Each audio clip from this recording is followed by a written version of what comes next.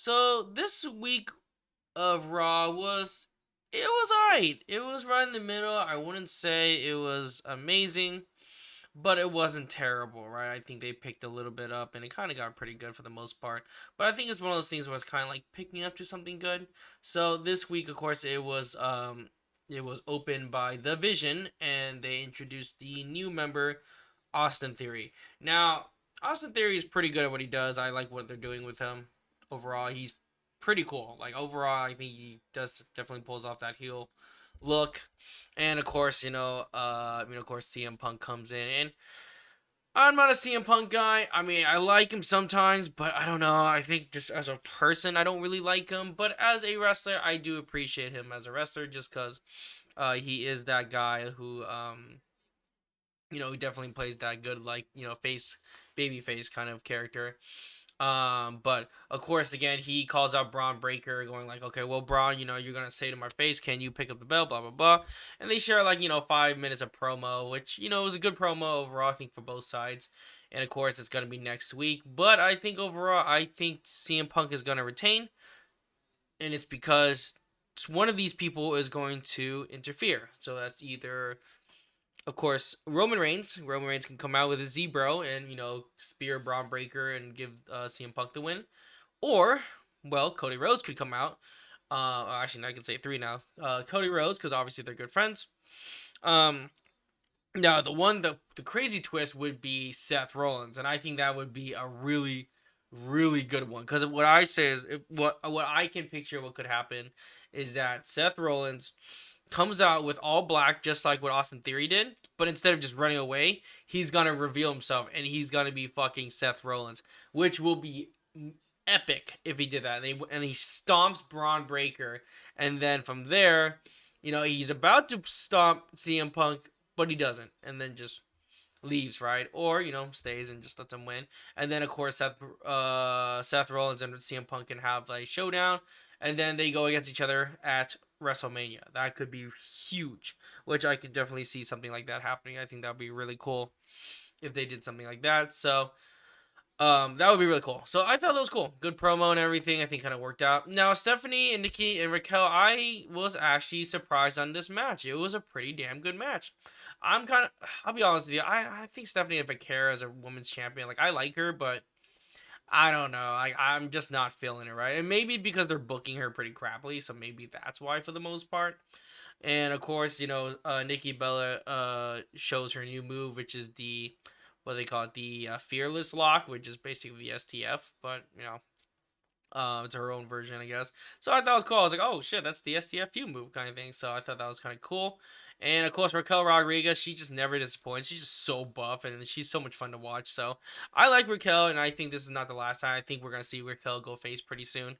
Probably lead the Judgment Day. It seems like that's what's happening. So it'll be really interesting on how that goes. So good match overall. I think that was pretty solid. Now the Kabuki Warriors promo.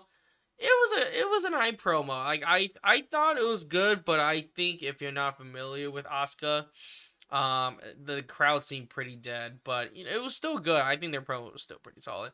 And of course, Rhea and Io come out with just to interrupt them. Of course, it gets out of hand, and Io with their back. I don't think they're gonna win the tag teams. I don't think they're gonna win the tag teams. Maybe they will. I don't know. But yeah, Io with her back, like I just like how dramatic she looks about it. She sells it pretty well. So that was pretty good overall in that one. And R-Truth versus Gunther. Well, we all knew Gunther was gonna win. I mean, come on, guys. I think we all knew that was gonna happen. I love how everyone's so mad at Gunther for being John Cena. It's like, well, what did you want him to do? Lose? You know what I mean? Like, I don't know. I think it's kind of getting boring. It's like it's third weeks of saying like, no, I made John Cena tap out like a bitch, and it's like, okay, we get it. You made him tap out. Can you maybe move on to something else, right? So I don't know. I think overall with that one, R-Truth of course loses. Taps out unfortunately. But it is what it is.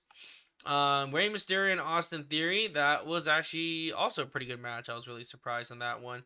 And I'm kind of sad that they ended in disqualification. I thought Austin Theory was going to win. Like, they should give him the dub, ever since with the singles match. Because I think since, like, I don't think they've given him a win at all in the singles match. So, for me personally, I thought that was kind of like, I didn't like the interruption stuff like that, but they did make it up with Penta interrupting, coming in, saving the day for Rey Mysterio. So I thought that was kind of cool. I'm glad that Penta returned, and it looks like he's not injured anymore. So that's gonna be a good sign. I think he's gonna look pretty good.